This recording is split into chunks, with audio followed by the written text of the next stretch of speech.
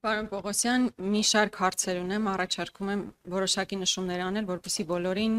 հերթով անդրադառնանք։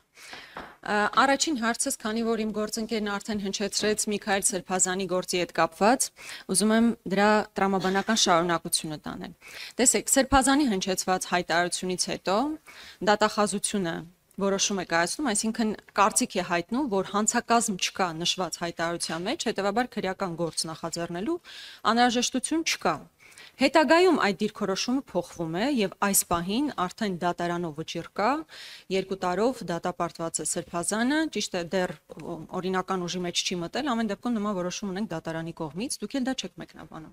Պարոն Պողոսյան, այսինքն ինչ է ստացվում, որ 2 տարի շարունակ քննիչները հանցավոր անգործություն են դրսևորել։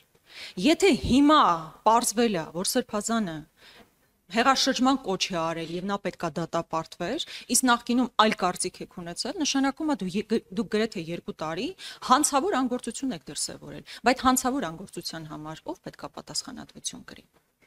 Եթե իհարկե դուք այստեղ քաղաքական այլ ենթատեքստ չեք տեսնում։ Հաջորդ հարցը վերաբերում է Բագրատ Սրբազանին, մեր գործընկեր Արտուր Սարգսյանին եւ եւս 16 մեր հայրենակիցների գործին։ Պարոն Պողոսյան, այդ օրերին, երբ ձերբակալությունները կար, դուք էլ գնացել եք ՀՄԿ-ի տաղավար, ի թիվս այլ մանրամասնությունների, որոնցից ընդամենը մեկ դրվագ եմ ուզում առանձնացնել, դուք ասում եք, հիշում եք Գյուլելու այդ հատվածը, դուք հստակ նշում եք, եթե անհրաժեշտություն լինի, ես ձայնագրությունը կմիացնեմ, ասում եք առանց կոնտեքստից կտրելու եւ Գյուլելը ներկայացնում եք մի իրողության մեջ, որ տեղի է ունենալու իշխանափոխություն, իշխանության զավթում, որի ընթացքում լինելու են մարդկանց գյուլելու եւ նստացնելու գործընթացներ։ Հետագայում հրապարակված ձայնագրություններով արդեն ապացուցվում է, որ որևէ խոսք չի գնացել որևէ մեկին գյուլելու, նստացնելու, հատկապես իշխանափոխության տրամաբանության ներքո։ Ավելին, այդ ձայնագրության մեջ, որը քննչականը հարիր չի համարել հրապարակել, օրինակ Հովհաննես Ավետիսյանը շատ հստակ մի նախադասություն է ասում։ Հովհաննես Ավետիսյանը եւ Բագրատ Սրբազանը այդ զրույցից, կոնտեքստից կտրված առանձին դրվագ եք ներկայացնում, որ մարդկանց գյուլելու իրավիճակ պետք է լիներ։ Ասում է ոչ մի պայմանում ոստիկաների հետ կռվի մտնել չի կարելի։ Ես ոչ հայհոյանք, ոչ խփել, ոչ որևէ այլ բան։ Ես ասել եմ ոչ որևէ բռնության նմանվող արարք։ Հիմա բառը կարող է փոխված լինի, բայց տրամաբանությունը դա է։ Այսինքն երկրորդ գլխավոր պայմանը դա է, փողոցային ոչ բռնի պայքար ունենալու համար ոստիկաների հետ չի կարելի բախման գնալ, հրել, քաշել, կռվել հետները եւ այլն եւ այլն։ Եվ Սրբազանն էլ համաձայնում է սրա հետ։ Հիմա ինձ խնդրում եմ բացատրեք։ Երբ որ դուք դա հրապարակային ասում եք, երբ որ ասում եք կոնտեքստից կտրած չի այն, որ մարդիկ պատրաստվում էին իշխանության զավթում իրականացնել մարդիկ գյուլելու միջոցով։ Հիմա դուք այս իրավիճակում ինչ պատասխան եք տալու նախ եւ առաջ մեր հանրությանը։ 18 անձեսպային կալանավորված է, դուք պատասխանատու պաշտոն զբաղեցնելով, ունենալով ամբողջական ինֆորմացիա ձեր ձեռքի տակ, որովհետև ես դժվար եմ պատկերացնում, որ ձեզ ամբողջական տեղեկատվությունը չի տրամադրել։ Դուք վստահաբար ունեցել եք այս ամբողջը ձեր ձեռքի տակ, բայց նախընտրել եք քաղաքական ենթատեքստով, քաղաքական դրդապատճառներով, ընդհանրապես մի նախադասություն հանել եւ ժողովրդին ահաբեկել, որ այս մարդիկ պատրաստվում են Ժորժ ջան ձեզ գյուլել, ձեզ գնդակահարել, նստացնել միայն թե իշխանություն վերցնել։ Հիմա այս պարագայում դուք պատրաստվում եք նախ եւ առաջ ժողովրդից ներողություն խնդրել, եթե չէ, խնդրում եմ բացատրեք, թե ոչ կոնտեքստից կտրված ինչեր եք ներկայացնում։ Հաջորդը։ Ես ուզում եմ ձեզ հարցնել հետևյալ իրավիճակի մասին, վերջերս Հովանավանքում կարգալույծ եղած հոգեվորականի կողմից պատարակ էր կազմակերպված, դա 2 շաբաթ առաջ էր, կարծում եմ առաջինը, 2 շաբաթ առաջ էր եւ այդ նույն օրը, Կիրակի օրը քննիչը որոշում է կայացնում, որ 10-ից ավել հոգեվորականներ պետք է կանչվեն քննչական կոմիտե հարցաքննության։ Ես հիմա խնդրում եմ մեկնաբանեք, ինչպիսի հրատապություն էր դա, որ հենց Կիրակի օրը պետք է հենց Կիրակի օրը բոլոր հոգեվորականները պետք է ուղղակի տարածքում չլինեին։ Կիրակի օրով նման այսպես իմպերատիվ անհրաժեշտություն որտեղից էր առաջացել։ Հաջորդը, երբ գնացել են խոզարկությունների հոգևորականների տանը, օրինակ Բյուրականի հոգևորականը վերջերս հարցազրույցի ժամանակ ասում է, երբ քնիչները մտան մեր տուն, իմիջիայլոց բոլոր այդ ամբողջ ընթացքում նույնիսկ երեխաների պլանշետներն են վերցրել եւ մինչեւ հիմա չեն վերադարձրել, սա էլ խնդրում եմ մեկնաբանեք, սա ինչ իրավիճակ է։ Բյուրականի հոգևորականի տանը խոզարկություն իրականացնելիս մարդը գիշերազգեստով է եղել։ Ուզում եմ հստակ ընդգծել, հոգևորականը գիշերազգեստով, քնիչին ասել է թույլ տվեք գոնե փոխեմ իմ շորերը, քնիչը թույլ չի տվել այդ ընթացքում, որպեսզի հոգևորականը իր գիշերազգեստը փոխի։ Լավ, սա ինչ մոտեցում է, սա ինչ տրամաբանություն է։ Մեկ էլ հավանաբար 30-ականներին էր, որ NKVD-ն մտնում էր ու այդ նման գործողություններ իրականացնում հոգևորականների նկատմամբ։ Երբ որ ասում եք քնիչը ինքնուրույն է իր որոշումներ կայացնելուն եւ այլն, այսինքն այդ քնիչը մտածել է, որ հոգեվորականը եթե իր գիշերազգեստը փոխի, հետո նստեն խոսելու, այդտեղ մեծագույն ողբերգություն էր տեղի ունենալու։ Կամ բռնագրավված այդ պլանշետները երեխաներին վերադարձն, ինչու մինչեւ հիմա չեն վերադարձվել։ Հաջորդը Գյումրվա դեպքերի մասով որոշակի անդրադարձ տեղի ունեցավ, պարոն Պողոսյան։ Դուք ասում եք կալանքի միջնորդությունները 16%-ով նվազել են։ Միևնույն ժամանակ մենք տեսնում ենք այն իրավիճակները, որոնք ակնհայտ ունեն քաղաքական ենթատեքստ, այդտեղ որևէ կերպ նվազում չկա։ Օրինակ, երբ մենք ասում ենք Գյումրում տեղի ունեցած դեպքերով, երբ որ տասնյակ մարդիկ բերման են ենթարկվում, հետո ձերբակալվում, այնուհետև կալանավորվում եւ այդտեղ ակնհայտ քաղաքական ենթատեքստ կա, օրինակ մի դրվագով ասեմ, խոսքը ոչ միայն Սարուխանյան Կարենի Զոքանչի մասն է, այդտեղ օրինակ փաստաբան Ռուբեն Մխիթարյանը ու նույնիսկ ձայնագրություններով տեսա ձայնագրություններով ակնհայտ երևում է մարդը ձեռքերը բարձրացրած փորձում է այնպիսի իրավիճակ ստեղծել, որ հանկարծ բախում տեղի չունենա։ Ու դա ձայնագրված է, մենք բոլորս դա տեսել ենք։ Հիմա այդ տեսանյութերը դիտելուց հետո դուք ո՞նց է քնիչը ո՞նց է մտածել, որ այս հենց այն հանցագործությունն է, որի համար մարդուն պետքա տանել կալանքի։ Իրականում հարցերը շատ են, բայց մի հատ էլ ապօրինի գաղտնալսումով եւ իմ սիրելի Անիֆով։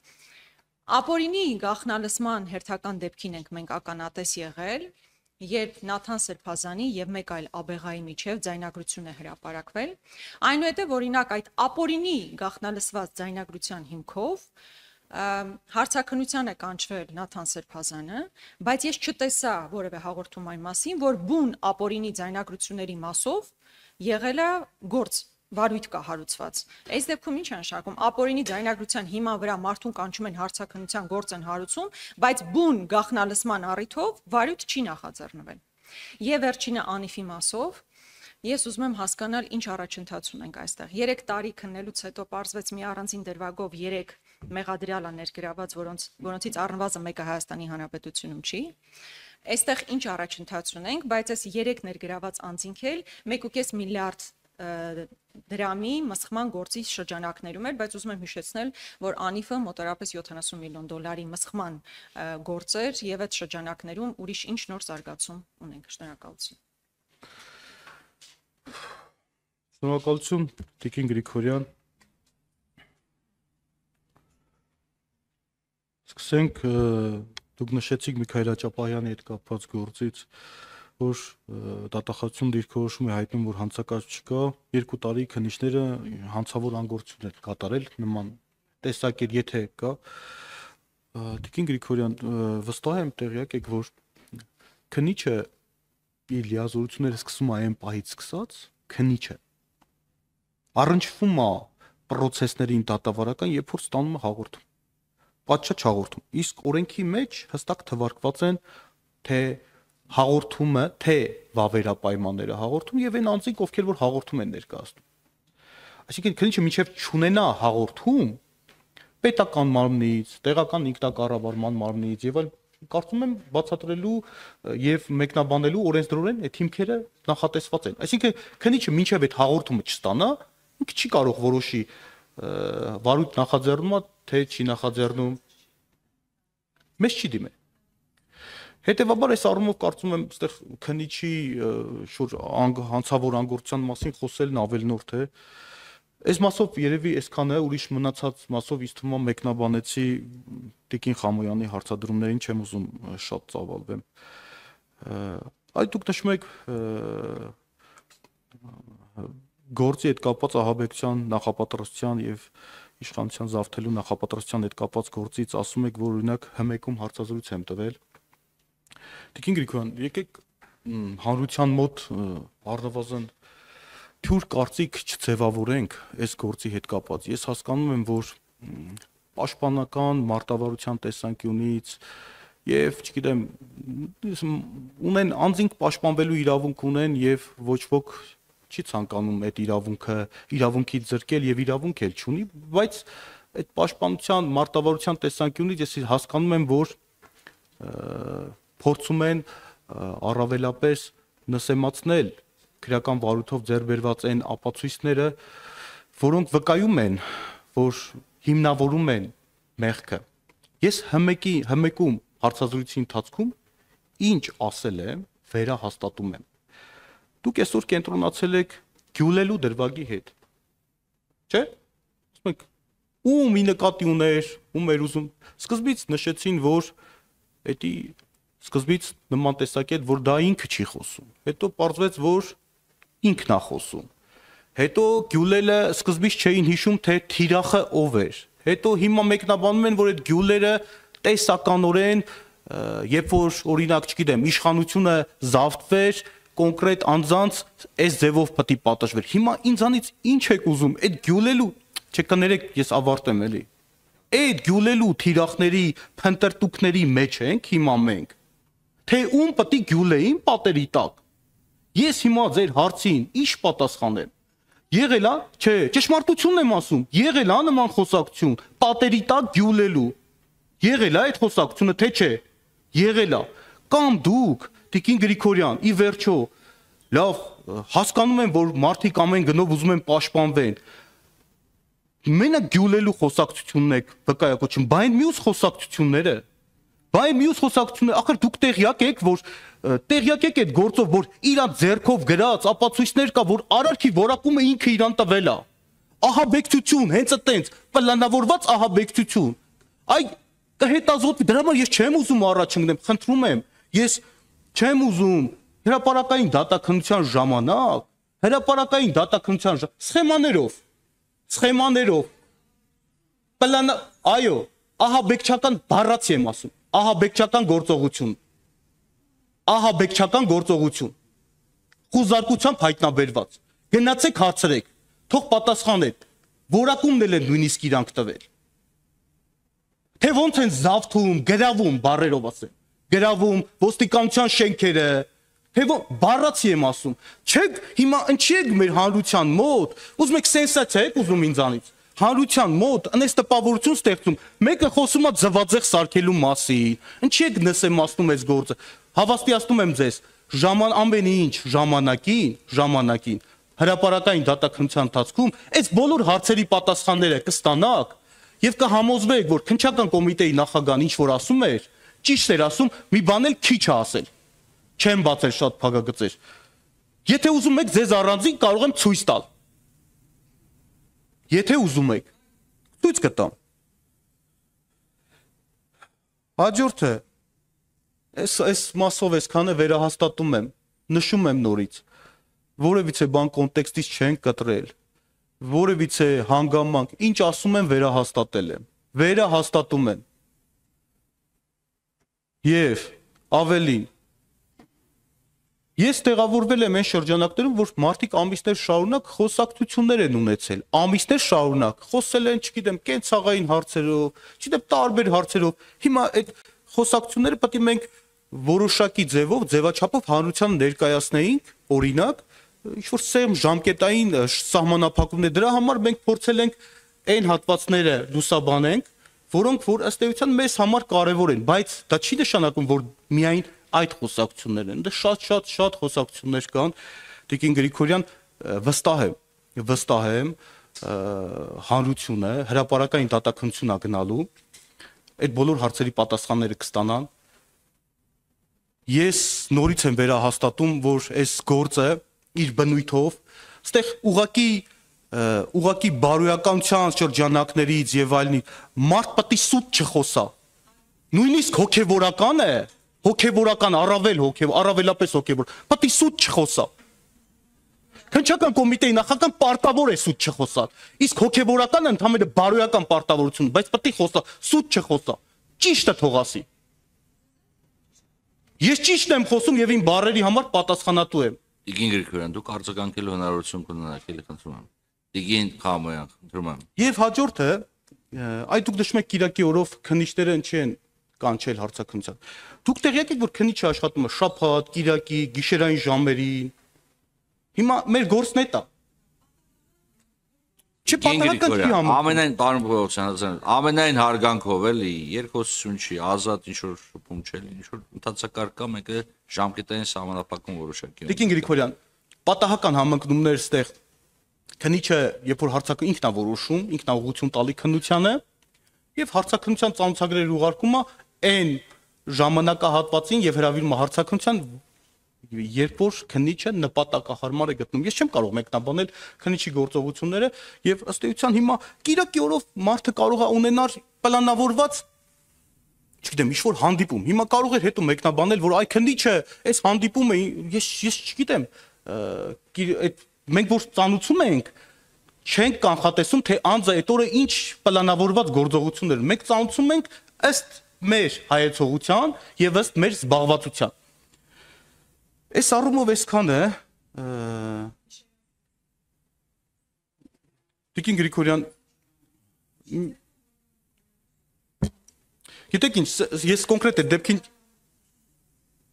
չէ, մի հատ բան ասեմ այս մասով, երբ որ դա անհետաձգելի քննչական գործողություն է, ընդհանրապես եմ ասում, ոչ այս դեպքի մասին, էլի։ Օրինակ մենք ունեցել ենք իրավիճակներ, երբ որ օրինակ անձին հնարավորություն են տվել կոնկրետ օրինակ անհետաձգելի քննչական գործողություն, երբ որ կատարել ենք օրինակ, չգիտեմ, կարիքները հոգա եւ այլ անձը օգտվելով այս հանգամանքից Տիկին Գրիգորյան, ես այս դեպքի մասին չեմ խոսում, էլի, կամ դիմել է փախուստի, կամ փորձել է ոչնչացնել այն հնարավոր են իրերը, առարկաները, որոնք որ ըստ էության կարող էին հայտնաբերվել իր մոտ։ Հիմա ես չեմ կարող ասել այս իրավիճակում վստահեցնում եմ միայն, որ դա միտված չի եղել, չգիտեմ, անձին անհարմար իրավիճակի մեջ դնելու վստահեցնում եմ, առավել եւս հոգեվորական նկատմամբ, կարծում եմ զուտ քննիչը իր գործողությունները պլանավորելիս հաշվի առել, որպեսզի առավելապես ապահովի տվյալ քննչական գործողության արդյունավետությունը։ Այս մասով սա։ Այ դուք նշեցիք, որ բռնագրաված պլանշետներ եւ այլն, Տիկին Գրիգորյան, այնտեղ մենք շատ առարկաներ ենք հայտնաբերվել եւ իրեր առգրավել ենք, հիմա զննության փուլում է, ինտենսիվ գործողությունները կատարում ենք, որ պահից սկսած, հավաստիացնում եմ, որ պահից սկսած, որ այդ իրերի պահելու անհրաժեշտությունը վերանա, կվերադարձնենք։ Այնտեղ մենք դեպքեր ենք ունեցել, նշեմ էլի, որ օրինակ, չգիտեմ, խոզարկության ժամանակ հոգեվորականներից մեկը փորձել է թաքցնի հեռախոսը, կնոջն ատվեց, այս դեպքեր ունեցել ենք, չեմ ուզում այն մանրամասների մեջ։ Հիմա դրա համար որ ասում եք երեխու մոտ, երեխայի պլանշետը, մենք պետք է հասկանանք, չէ՞, դա երեխայի պլանշետն, այսինքն պետք է առնվազն զննենք, որպեսզի հասկանանք։ Այս մասով երբ որ ավարտվում են այդ գործողությունները, վստահաբար, եթե ինքը իրեղեն ապացույցի նշանակություն չունենա, կվերադարձնենք։ Գյումրու դեպքերով նշեցիք, ես նորից վերահաստատում եմ, եթե զանգվածային անկարգությունները իշխանության ներկայացուցիչի նկատմամբ դիմադրությունը, բռնություն գործադրելը ոստիկանների նկատմամբ, արդարադատությանը խոչընդոտելը, հավաքներին մասնակցելուն հարկադրելը, եթե սա տեղավորվում է ձեր ասած քաղաքական ենթատեքստի մեջ, ես թույլ տվեք ձեր հետ չհամաձայնեմ։ Այս իմ ասած դեպքերով կան նաև ծանր հանցագործություններ եւ հետեւաբար այս առումով մենք չէինք կարող կանխատեսել, որ սովորական քրեական վարույթը, որը վերաբերվում է կաշառք ստանալուն պաշտոնատար անձի կողմից, որը որ հակակոռուպցիոն կոմիտեում քննում չէին կարող ենթադրել, որ սա հետագայում, ասենք, ֆանտաստիկայի ժանրից է, էլի, հետագայում պետք է վերաճեր զանգվածային անկարգությունների։ Թող չանեին։ Ով է իրաց դերից բռնել, որ սա պաշտոնատար անձանց, չգիտեմ, օգտագործելով իր կանադառնամ Տիկին Վարդանյան հետ փաստաբանի հետ կապված։ Օգտագործելով իրենց լծակները, լիազորությունները, մարդկանց մոբիլիզացնեին, չգիտեմ, այնտեղ խմբեր ստեղծեին, արգելափակեին այս բանը շենքի այդ մուտքը, ելքը, որպեսի թույլ չտային եւ այլ ով է ստիպել, որ ոստիկանների նկատմամբ բռնություն գործադրեին։ Հիմա դուք ուզում եք, ինչ եք ուզում ասեք, որ մենք զերծ մնայինք այս վարույթը քննելուց։ Թող ցուցաբերեին այն գործով պատշաճ դատավարական վարկագիծ, մեղսագրվում է կոնկրետ արարքի մեջ, թող պաշտպանվեին, բայց պաշտպանվելը օրինական գործիքակազմով, ոչ թե մարդկանց ստիպեին եւ դրթեին, որպեսի, չգիտեմ, այդտեղ հավաքվեին հարյուրավոր, հազարավոր մարդիկ։ Հաջորդը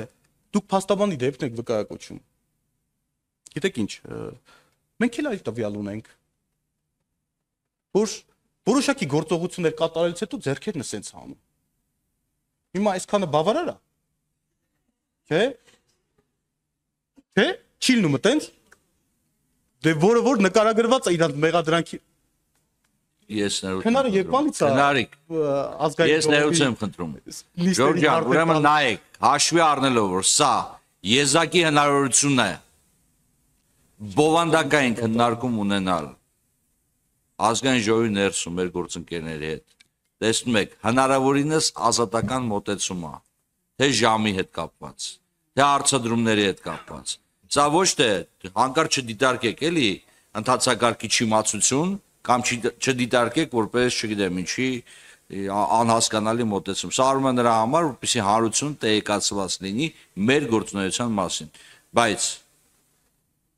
չափերը, սահմանները որոշակի կանոններ պետք է լինեն, Նարեկ ջան, հակառակ դեպքում ես ստիպված պետք է լինեմ։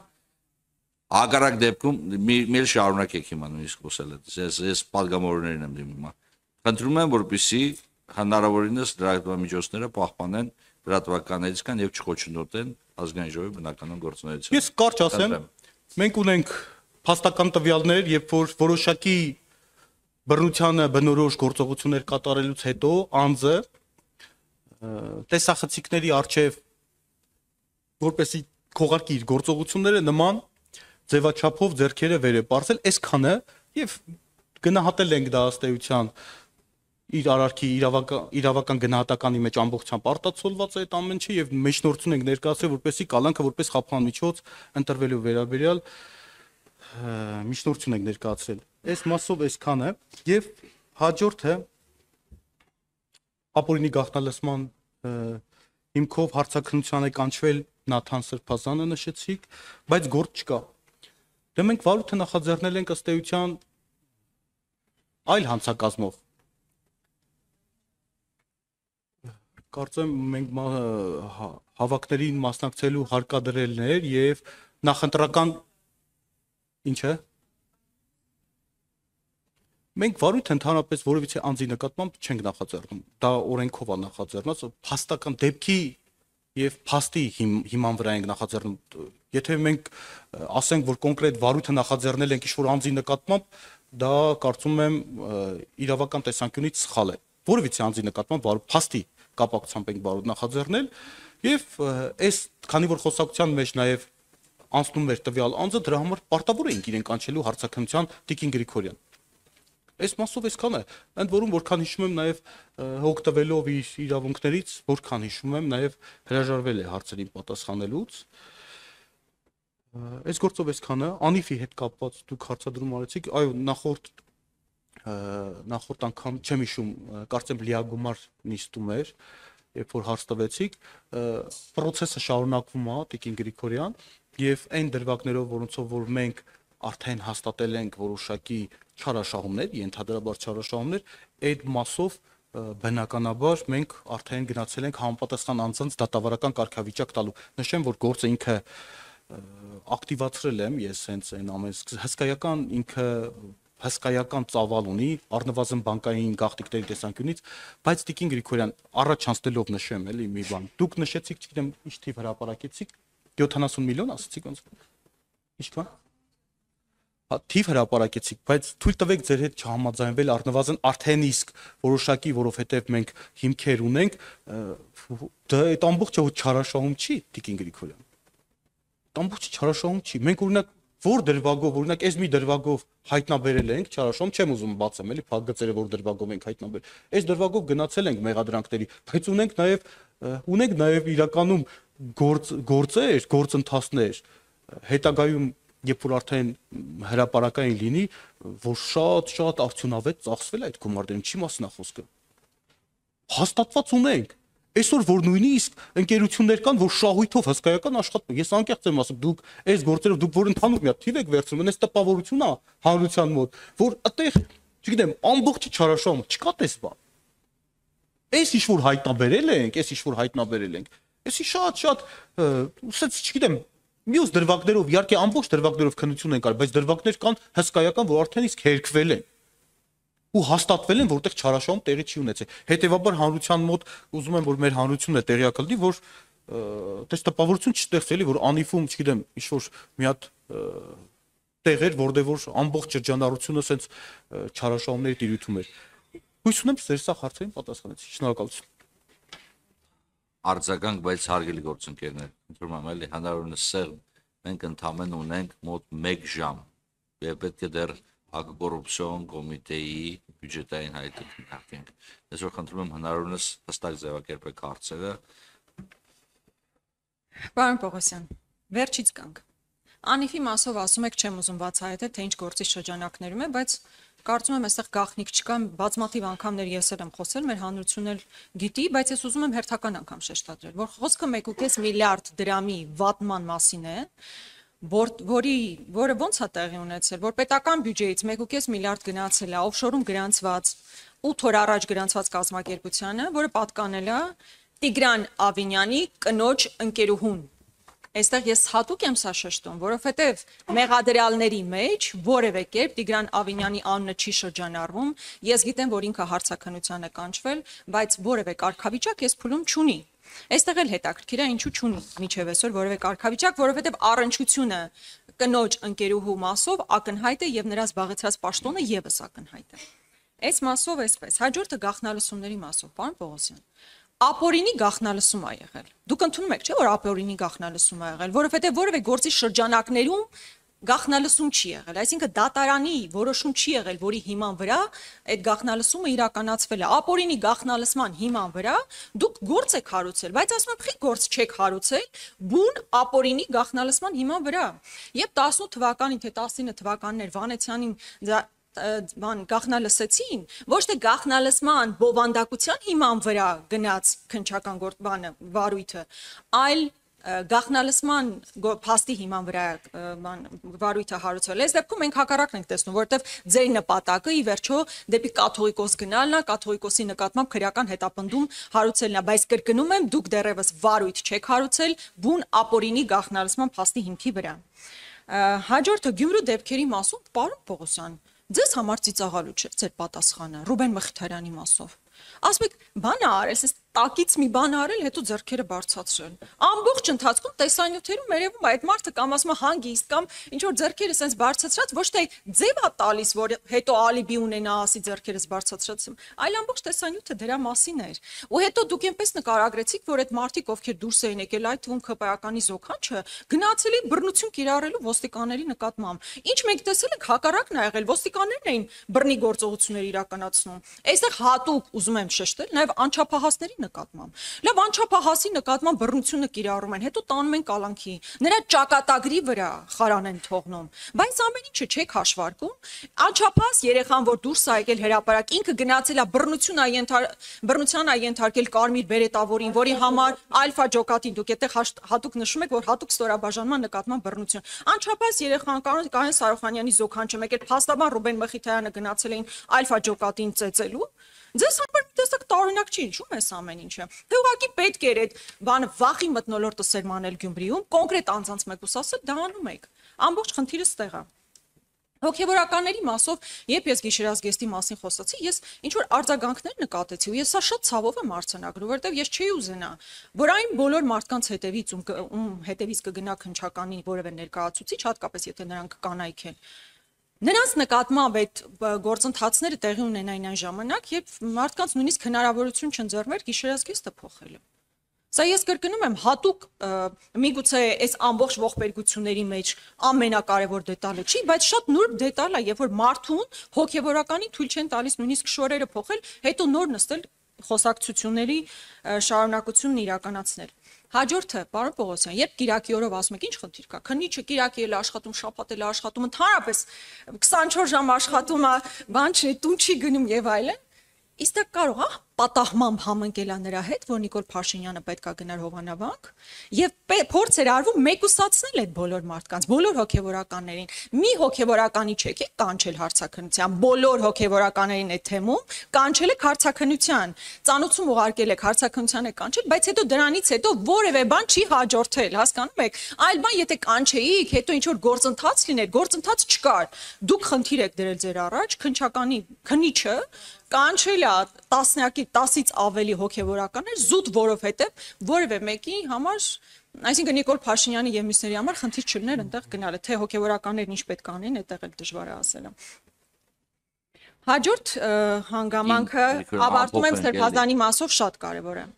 Ես անկեղծ ասած ձեր հատուկ ոգևորվածությունը չհասկացա։ Ձեր էմոցիոնալ պորտկումը չհասկացա, որովհետև դուք այս պահին այն դիրքում չեք, որ դուք նման պորտկում պետք է ունենայիք, երբ որ դուք ասում եք, այ մենք տեսել ենք պլանը, որտեղ գրած է ահաբեկչական գործողություններ, դուք նույնիսկ պոլիփայտերն էիք հրապարակում,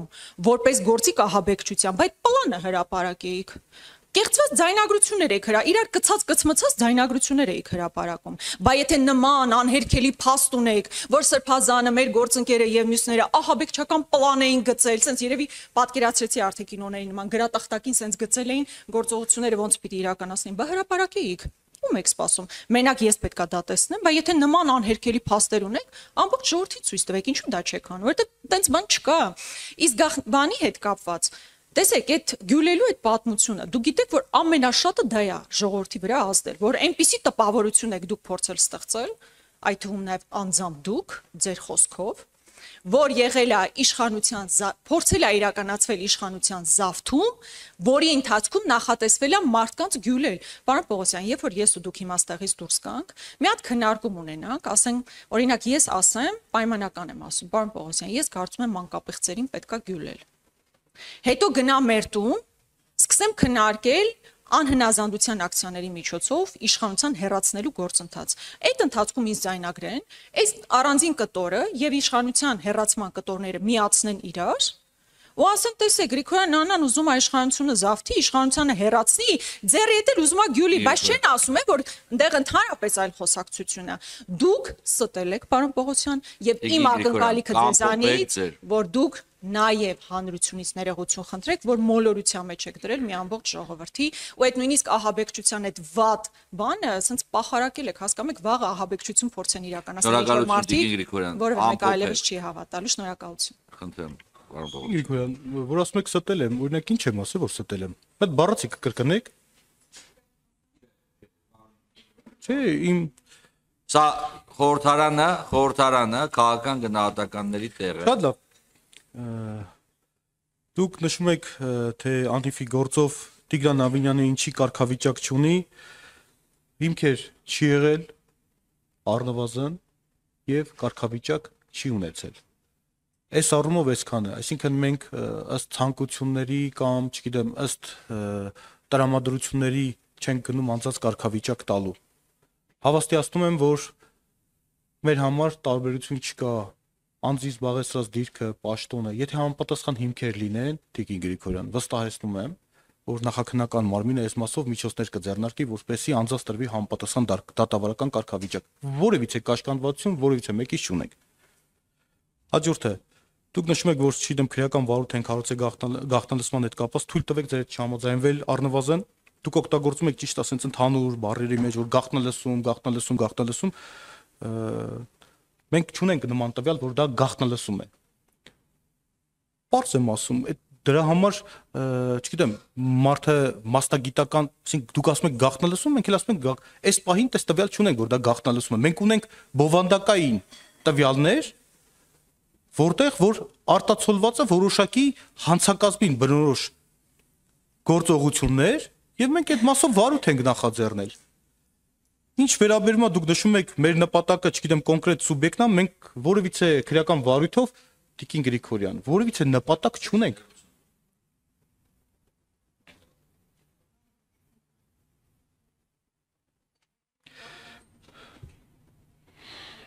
Հերախոսային խոսակցություն։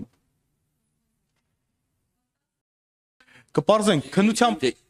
կպարզենք։ Խնդրում եմ թույլ տվեք պարոն Պողոսյանը արձագանքի։ Խնդրեմ պարոն Պողոսյան։ Հաջորդը դուք նշում եք դարձյալ այդ փաստաբանի դեպքին եք անդրադառնում։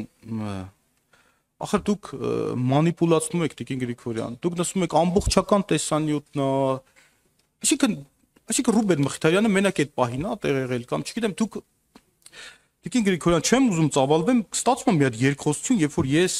դուք ինձ դրդում եք որպեսի հրապարակեմ քրեական վարույթով ձեռբերված փաստական տվյալներ։ Համաձայն չեմ ձեր հետ։ Խնդրեմ Տիկին Թովմասյան, եթե ավարտել եք պարոն Պողոսյան։ Կիրակի օրով արդեն պատասխանեցի այդ հարցին ճիշտն ասած։ Բայց մի բան էլ նշեմ էլի Կիրակի օրվա հետ կապված։ Երբ որ հոգևորականները հաղորդագրություն տարածեցին, որ պատարակի ենք մասնակցելու, չէ՞։ Նման այ դուք բան չի չեք նշում, որ օրինակ քնիչը այդ երբ որ ծանուցել էր, փաստացի, եթե ծանուցված անձը չի գալի, եթե դա հարգելի չի, քնիչը արդեն բերման ենթարկելու մասին որոշում է, չէ՞ կայացնում։ Տեղյակ եք, չէ՞ այդ process-ների մեջ։ Բայց չի չեք նշում, որ օրինակ այ երբ որ իրանք հայտարարություն տարածեցին, որ մենք SSS մասնակցելու ենք, դրանց հետո չհաջորդեց բերման ենթարկելու մասին որոշում կայացնելը։ Ինչի՞ չեք նշում։ Եթե ըստ ձեզ քնիչի այդ օրը ծանուցում ուղարկելը, չգիտեմ, այլ գործոնով էր պայմանավորված։ Հետևաբար այս առումով Տիկին Գրիգորյան արդար չեք։ Արդար չեք։